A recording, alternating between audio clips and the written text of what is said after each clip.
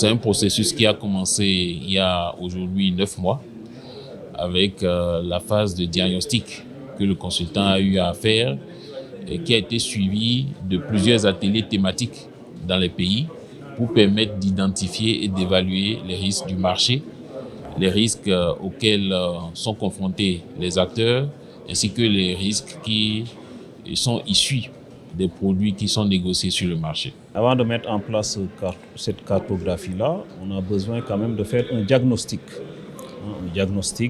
de l'environnement macro et financier, de même que l'environnement régional, CEDEAO, UMOA. Donc c'est ce que nous avons eu à faire d'abord. Mais aussi l'analyse de l'écosystème du marché aussi est fondamentale avant d'aller vers la mise en place de la cartographie. Concernant le diagnostic macroéconomique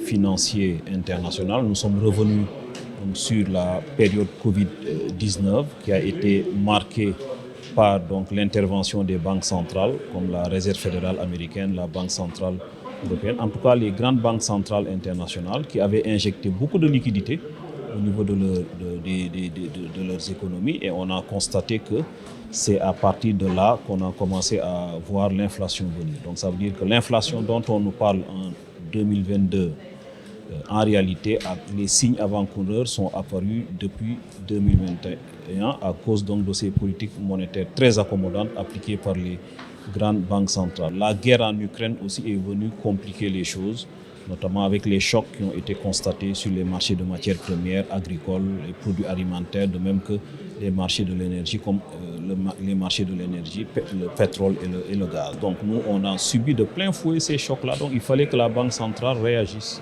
donc à travers donc, sa politique monétaire. Si à un certain moment donné, la situation économique mondiale pousse à changer de cap, donc ça crée ce qui se passe actuellement, des problèmes de pression de liquidité auxquels on est en train de voir au niveau de l'écosystème du marché. Dans la cartographie des risques du marché, donc de plus en plus, on doit tenir compte donc, de l'interconnectivité qui existe entre donc, la situation internationale, macroéconomique internationale, et la situation régionale. Parce que tous les chocs aujourd'hui, ou bien la plupart des chocs auxquels on est exposé, proviennent de l'étranger. Ce qui fait qu'en réalité, on doit, dans le cadre de nos monitoring, dans le cadre du dispositif de monitoring des risques, tenir compte donc, de cette dimension, donc, de l'environnement macro donc financier, parce qu'aujourd'hui les économies sont très interconnectées.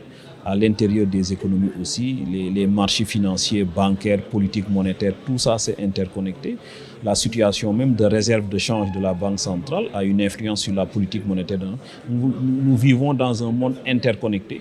Donc le marché financier doit tirer des leçons par rapport à ça, de cette interconnectivité. Donc il faut mettre en place donc, une cartographie des risques qui va permettre en réalité de piloter ces risques-là au quotidien. C'est un rapport de grande qualité que la place financière semble avoir approuvé. Et il y a 2 recommandations pour le moment qui ont émergé, puisque nous sommes encore sur la phase d'appréciation des tendances. Et donc sur cette phase-là, il a été suggéré que le rapport puisse être complété de questions spécifiques qui touchent à l'actualité du moment, notamment la prise en compte des tensions géopolitiques au niveau international, la prise en compte du régime de change et de l'interaction avec la monnaie, parce que la monnaie peut permettre d'orienter l'activité économique. Elle peut être utilisée également à travers une bonne politique monétaire pour également mitiger les risques. Et bien entendu, la politique monétaire est fortement corrélée à la politique qui est mise en place sur le marché à travers le compartiment obligataire.